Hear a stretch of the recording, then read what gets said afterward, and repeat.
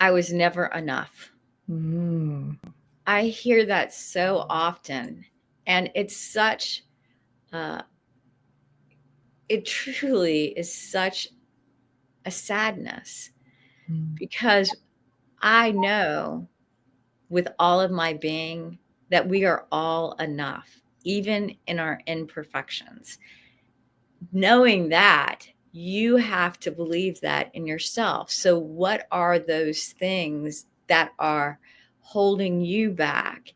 What are those rackets and the story that you've told yourself for all these many years? And how can we free those anchors so that you can fly the way that you should and know that you are absolutely 100% enough and then more. I am Gloria Grace Rand, founder of the Love Method and author of the #1 Amazon bestseller, Live, Love, Engage: How to Stop Doubting Yourself and Start Being Yourself. In this podcast, we share practical advice from a spiritual perspective on how to live fully, love deeply, and engage authentically, so you can create a life and business with more impact, influence, and income. Welcome to Live, Love, Engage.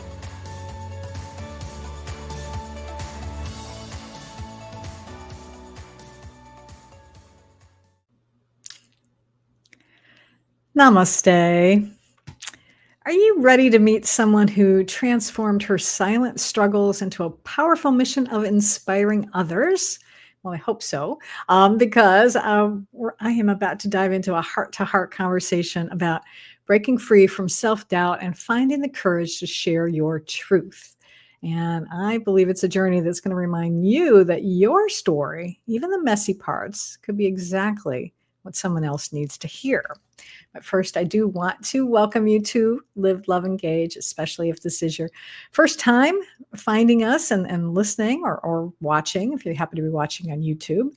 I am Gloria Grace, the founder of Align to Shine Academy, and I work with spiritually minded women entrepreneurs to break free from self doubt and step into their highest potential. And that's why I really love our guest today, because we are so aligned. Her name is Michelle Bishop, and she is a certified life coach and author of the book Choose You First. And she helps women reclaim their lives after adversity by embracing self love and building inner resilience. Again, two of my favorite subjects. And through coaching, workshops, and speaking, Michelle empowers clients to shed limiting beliefs, strengthen self worth, and create lives filled with joy and purpose. And I swear we must have the same website. I swear it is cracking me up so much because we're just like simpatico here. So I want to welcome you officially, Michelle, to Live, Love, Engage. Thank you, Grace. I really appreciate it. Oh, well, I just love that you are on this mission to help women love themselves. And I know why it's important to me, but I'd love for you to share with our audience, why is it important to you? Uh, what I have finally come to the understanding is that no one can fill your love but yourself. Mm. And people ask me, why now? And I was like, well, it took almost 59 years to get here and a lot of life experience. And through adversities, recognizing that no one can truly complete you unless you're complete yourself within. Mm. I can relate to that so much through personal experience as well. So tell us a little bit about your journey, because I know part of it was you weren't able to like speak up. I think for yourself was part of that. And so how did you wind up sort of reclaiming your life? When you say unable to speak up, that's accurate. Mm. The title of my book is Choose You First. As adults, we have the opportunity to choose the decisions and our actions throughout life. But as a child, you have truly no choice. And so when you live in adversity, abuse, you learn that as being your normal, as opposed to when you might be wanting to speak out, then you're actually pushed down even further into that traps of emotional, possibly mental, as well as physical abuse. And so you always lean towards taking the least path of resistance. So you stay quiet in it, and it becomes a life pattern in so much that you do. And it often creates continued layers of mask that occur throughout the stages of, you know, infancy to even toddler to young child to teenage to young adults, and then, you know, raising children, business. And as those masks continue and you do not speak up, you're thinking everybody you're doing for everyone else, but in turn, the armor in which you continue to place on your own being becomes that much more stifling to the true essence that we were brought into this earth of perfection in our imperfection. Oh yeah. Yeah, I definitely, like I said, I can relate to that as well, because for me growing up, I really kind of quickly learned it was better to just, try to be not exactly invisible, but to just, kind of like, okay, I want to make sure that I don't provoke, my mom in particular, and so let me just kind of, try to be quiet and not speak up. And yet, I do know, and I might ask you about this if you found this, is that when I was away from my family, I was able to be much more of myself and could, and even in school, I found myself in opportunities where I did speak up. Not all the time, because I also got bullied in middle school, as I think a lot of people do. But but I think especially in high school, and as I was getting older. So did you find that? Was it, uh, could you find it a little bit easier maybe outside of, the family dynamic sometime to be able to speak up a little bit more? That's a great question. And I was, I guess, born uh, very filled with love and with a sweet soul and kind. And so, in that, I really chose not to make a lot of waves. So, if that was, I went to a very small private school, which was a great experience because it was a safe environment. But those days are very different back then than they are now.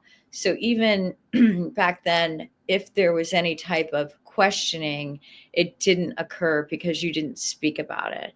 But uh, I really internalized my own self-being by creating my own world of wonderment.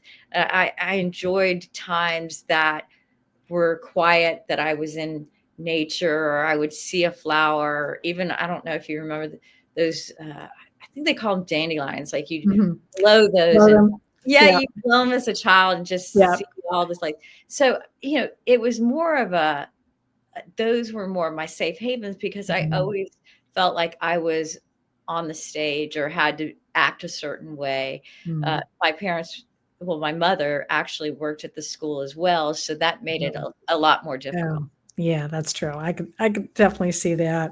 And yeah, I think my refuge was books. I was always reading. So that way, wherever, in school, at home, what have you. So Isn't that interesting how we yeah. find our own little outlets? Absolutely.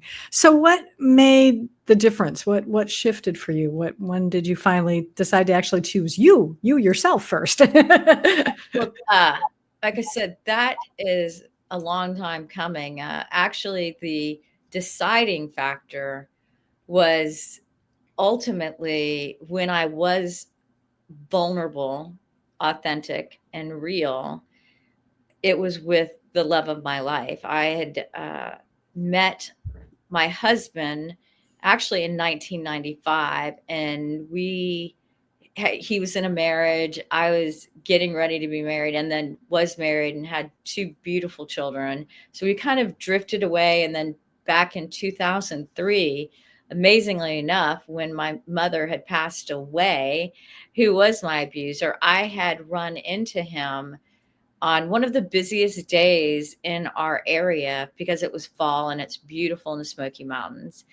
And he thought I'd moved back to Florida, and we reconnected and ended up getting married. And before we started our relationship, I'd said, "Do you want to know me, the real me, not the business person, not the mother, not the friend, not all these little channels I put myself in, but all of me?"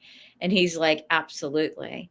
And so I was completely honest, completely vulnerable, and truly had first experienced love in its full entirety in Mm. our relationship. And then in 2019, he had a tragic accident and died. He Oh, was no. in a drowning accident. He fell off of a yacht off a business trip that I happened to not be with him, and drowned. Mm. And that was completely unexpected. And I had put everything into him. So when he passed away, it really took me to my core, to the point Mm. that I couldn't breathe. Oh, yeah. I I can. had no breath. I just didn't. I mean, even talking about it to this day, as people that lose people that they love so much, I mean, it really, I actually use breathing as a technique in my own uh, life. Yeah. And have it's been very, very useful as a practice, and there's a lot of wonderful benefits that occur from that. But Mm. after struggling over the last 5 years, I recognize that that's not what God wanted for us. And I'm not, that's my belief. I am respectful and welcoming of everyone's belief of spirituality, no matter what it is.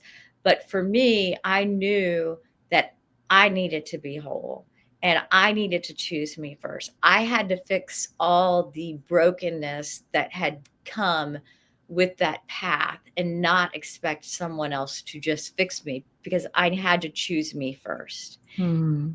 So that's how it Wow. came about. Wow. Well, first, I'm so sorry for your loss, and that, yeah, I can only imagine. I mean, I've not lost a spouse, but have lost a sister, but it's still different, and especially from because this was a much more intimate relationship that you had, and um, but I guess it's more life lessons we have to learn, right? That's So Isn't that true though? And it yeah. really did shape who I am today. Hmm. And I recognize I would not have had the opportunity to Mm. share and be vulnerable and authentic as the real me with everyone else. And it's Mm. so freeing. Yeah. And if I can coach and lead and speak and shine a light of hope to people around the world, of that it's a moment, you will get through it. You just have to believe in yourself and also rely on the resources that you have available to you. Yeah. And a lot of people are not aware of that. So as much as I can speak the message, I want to. Very good. Well, I love that. So you one of the things that I mentioned in your bio is that you do help. I think I mentioned this, that you help you help your clients, you know, to shed limiting beliefs. So what's one belief that you had to overcome yourself, and that maybe now you are also helping your clients with? That I was never enough. Mm. Mm. I hear that so often, and it's such uh, it truly is such a sadness, Mm. because I know with all of my being that we are all enough. even in our imperfections. Knowing that, you have to believe that in yourself. So what are those things that are holding you back? What are those rackets in the story that you've told yourself for all these many years? And how can we free those anchors so that you can fly the way that you should and know that you are absolutely 100% enough and then more. Mm. Yeah, I second that. Absolutely, because we are, and again, this is my belief, is that, Yeah. we are created in God's image, and certainly, and we're really even part of it, not even just created, but we're like part of God. So if you believe, whatever your beliefs are, but if you believe that God is, omnipotent and omniscient and all this, well, then we've got some of that too. And we are powerful creators, and we can create the life we want. And it is about recognizing that, yeah, we're not just enough, we're more than enough, frankly. Right. Um, so what would you say to someone? How would you like give them maybe like one one strategy or one tip to be able to start to something that they could do to start reframing that and to really be able to start leaning into, well, maybe I am enough. Mhm. That's, I think that it's important to make very small pivots. Hmm. Don't jump into like the deep end and expect. I really dislike when people will say, "Oh, I can fix that, and you're going to be okay." And I have the exact formula. We are all unique individuals. And so anybody that promises that they've got the answer, I would question that, because the only one that has the answer is you. So when you make a small pivot by even taking a moment, whether or not you are an audio, a visual, writing, do one thing. Let's just start out a week.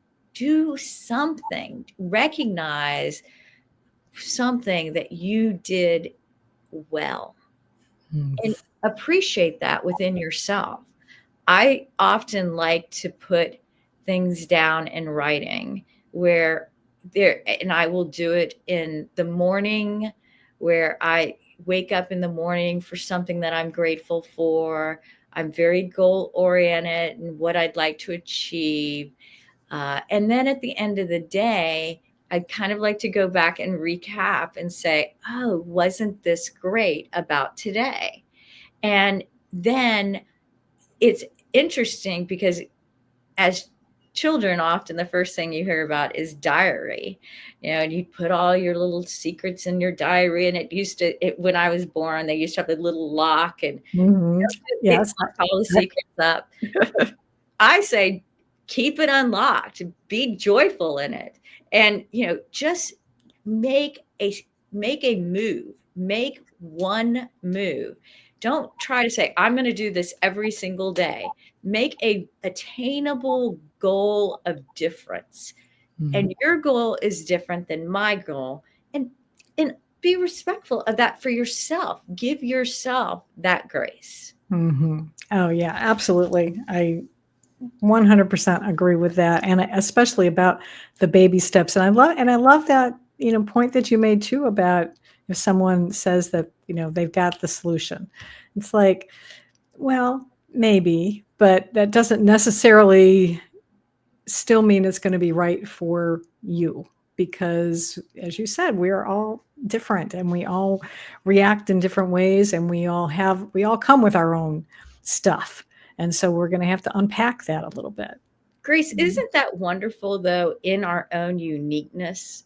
Just recognizing that Yeah. there is not a now, I'm not saying that people don't offer great resources, Oh, yeah.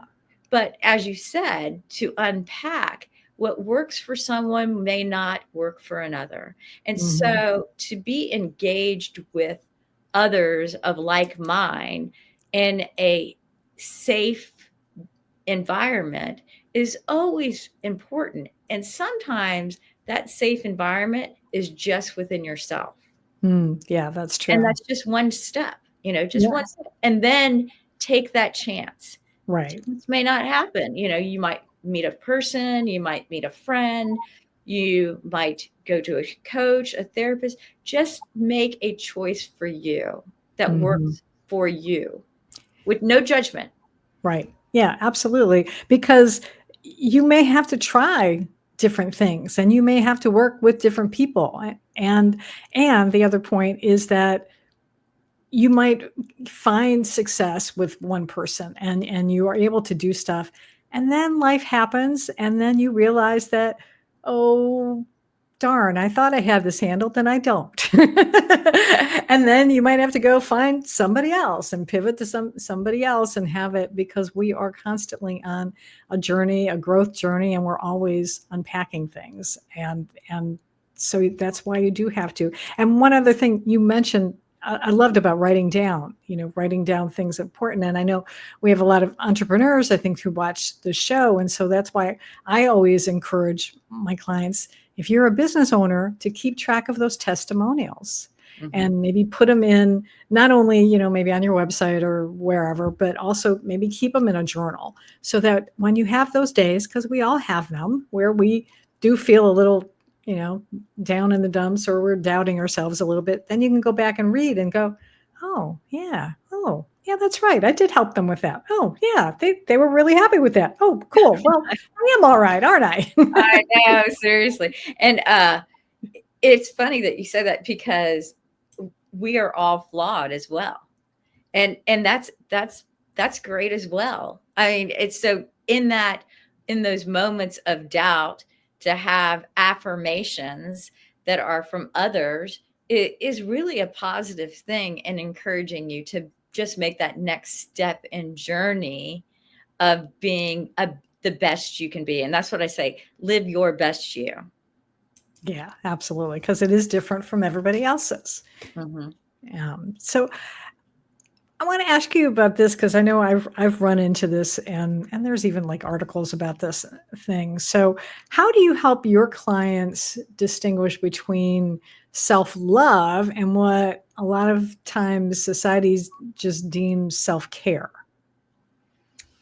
Uh, Very interesting about that. Sometimes in self love, uh, you can do all the care outside that you want to do. And it could be healthy things for you, it could be good things for you. But that is just not anything like self love. When you take the moments inside yourself and take a breath in and take that energy in, and recognize the good in what you're doing for yourself, for others, in the moment, for the earth, whatever that may be. Those are things nurturing your self love, because all the self care is important, because without our health, mental and physical, we have nothing. So those things of self care are very important, but they're only what I would consider basically conduits to really what is important, which I think is in the heart and within the soul of energy of self love. Hmm. Yeah. Yeah, it's like self-care is something you do, but self-love is, it is still something you do, but it's almost more of a state of being. It's being able to Exactly. recognize. Yeah, yeah. So cool.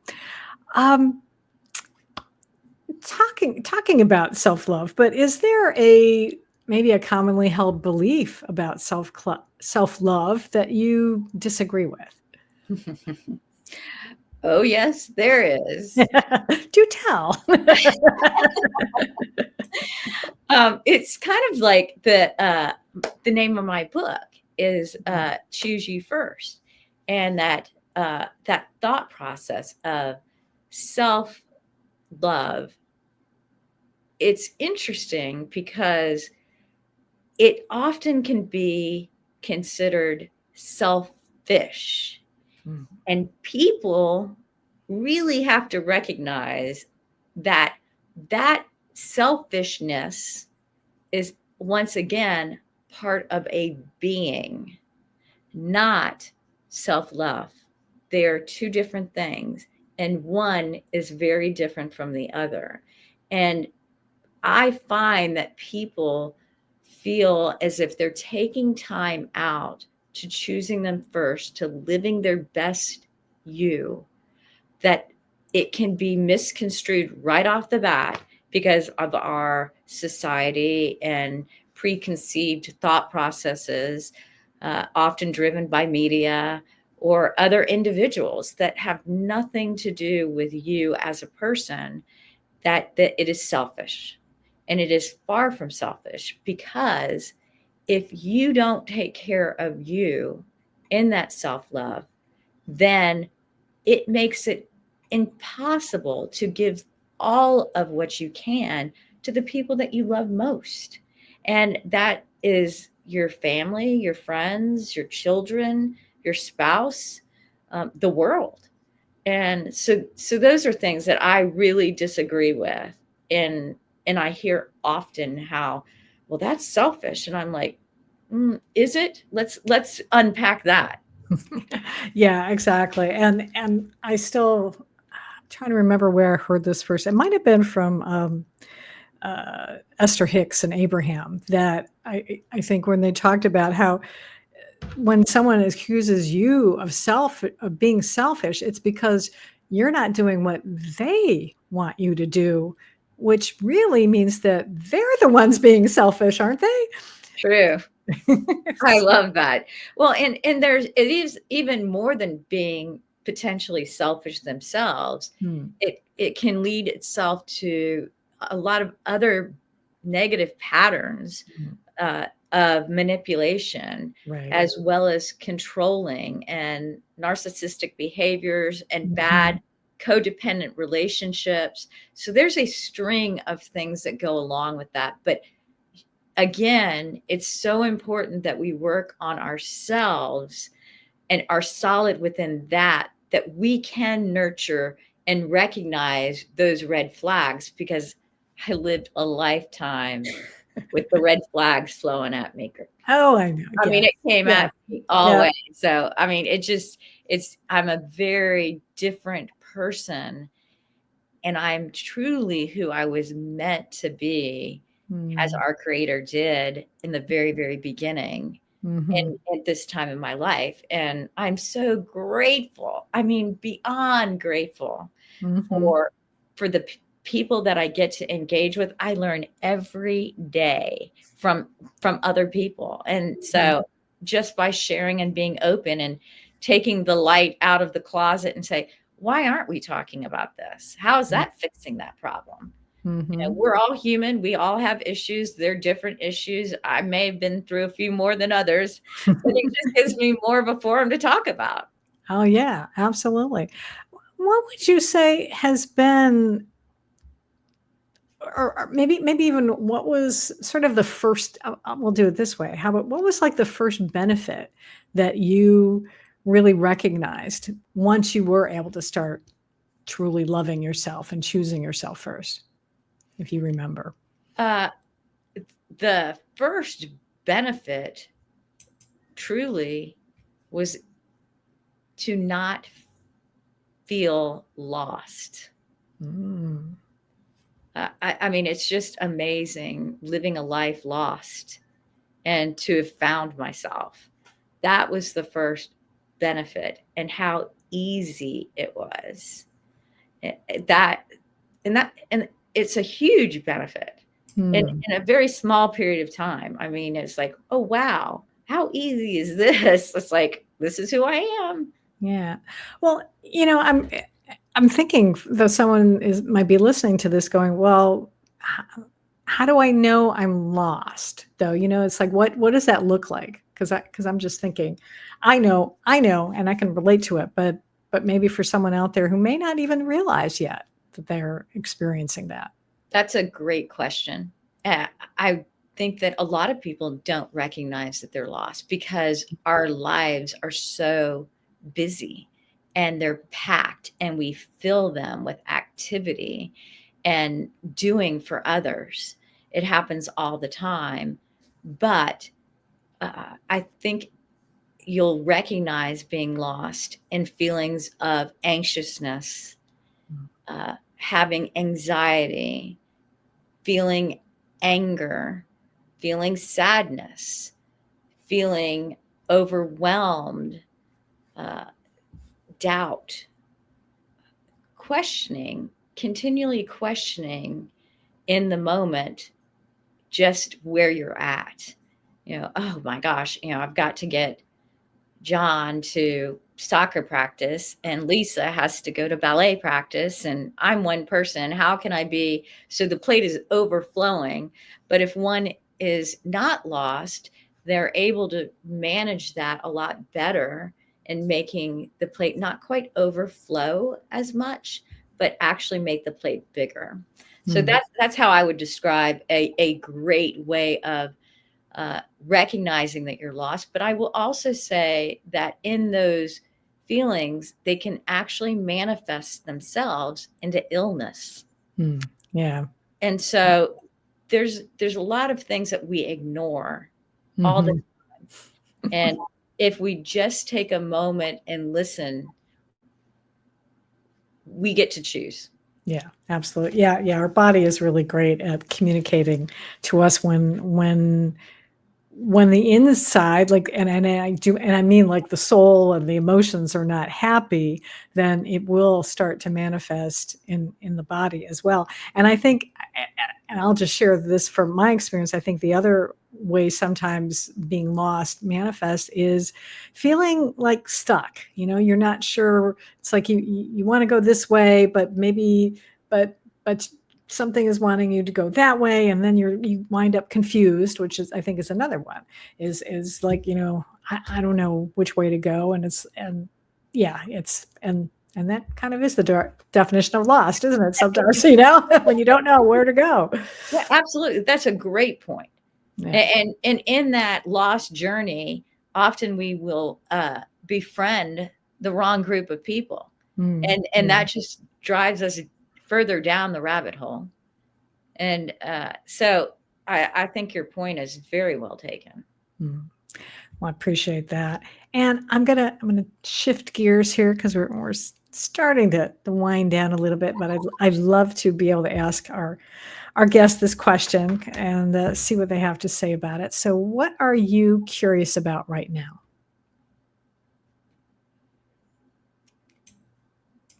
It's interesting that you asked that question because I'm curious about where the journey will take me in my next steps. Mm. I am so excited to having and to get the opportunity to help others, to see in that journey, because a journey is not a destination. I'm curious about how this journey is going to lead, and I am doing it very organically. I am doing it with uh, no expectations. I am doing it just as it's supposed to be and let it happen. And it leaves me curious all the time and very excited. Well, yeah, I like that, and it is interesting. We live in interesting times, and it is um, sometimes more challenging than others. But I think if we can keep an open mind and an open heart, and just be curious, I think it's a great way to be. Is there anything else that I should have asked you, but I didn't? Any other last point you want to leave our audience with today? We didn't really get an opportunity to talk about the physical manifestations that can occur Oh, from okay. not choosing Yeah, that's first. true. Okay, And yeah. I Let's would touch on that. really, yeah, I'd love to share with everyone that uh, over this journey over the last 5 years, and maybe over, more importantly, maybe over the last 2 years, I'm 5 foot tall, so I'm a little person, and I was at a top weight of 212 pounds, and I have lost over 100 pounds. And everybody asked me how that happened, and it also was a journey, but I really see it as it unmasking itself through all of the past and being free to be able to be essentially who I am in my best health. And I am a breast cancer survivor. Mm, I was on like the highest level of blood pressure medicine. So all of those things through my lifetime did manifest itself physically. And without, again, your physical and mental health, you have nothing. And it wasn't that it was this difficult, like I said, small pivots of movement and being grateful in those moments and proud of yourself and reinforcing yourself to say, hey, you've got this, because others are there to support you too. That I want them to know, all of the listeners, that it's all bundled in as our own selves. And so this is the true authentic me. And as a small child, I, I was a very small child, and I had gained all that weight through all of the trials and tribulations of life. And I'm truly happy that I have gotten this opportunity in life to be able to be freed from those chains and that armor. And it is possible, and anything is possible if you do make that choice to choose you first. mm. My goodness. So, yes, first off, though, I want to congratulate you on thriving past breast cancer. And isn't it interesting, though, that that was the cancer? Because I think I was talking with someone else recently that, again, that's kind of, uh, you know, if you have that before you started really embracing your own self and loving yourself and seeing that's where cancer manifests right near the heart.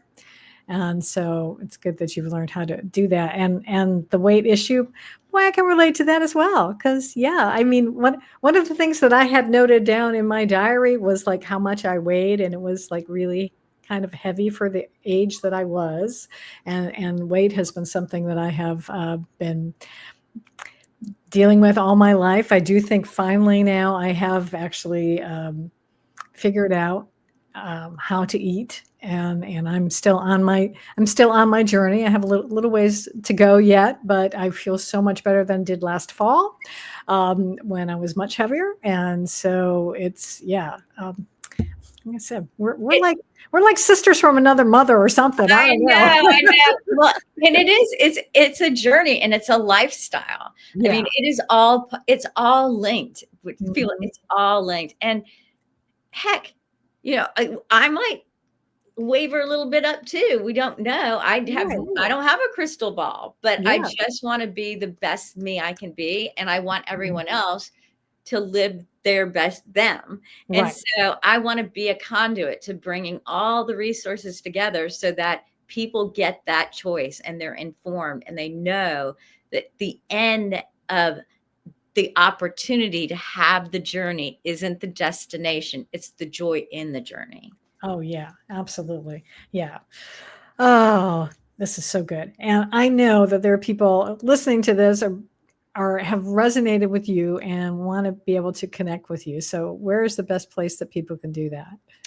I have a website, and it is bishop.life.com. And it's probably the best way to connect because it has all my social media, and I have blogs. And when I do summits and do podcasts like this wonderful one with Gloria. I'll have it posted on there as well, so we can build a community together as one. All right, excellent. Well, I will be sure and have that in the show notes for folks who are listening to this on their favorite podcast platform. So thank you so much for being with us today and being with Grace, me it's been today. my honor. I've so Um, enjoyed all of it. Thank you. Me too. And I hope everyone out there does take advantage and contacts you, gets in touch with you. And I do want to go this way, and there we go. Hit the wrong button, but that's okay. Don't forget about my book too. That's right. Yeah, absolutely. There we go. It's a good start. Yes. In fact, I'll do it. There we go. I'm playing today, so there we go. We're just experimenting with StreamYard, and anyway, so thank you all for listening and for watching today, and I think make sure that you're subscribed on YouTube, podcast, Apple, Spotify, where have you. And until next time, as always, I encourage you to go out and live fully, love deeply, and engage authentically.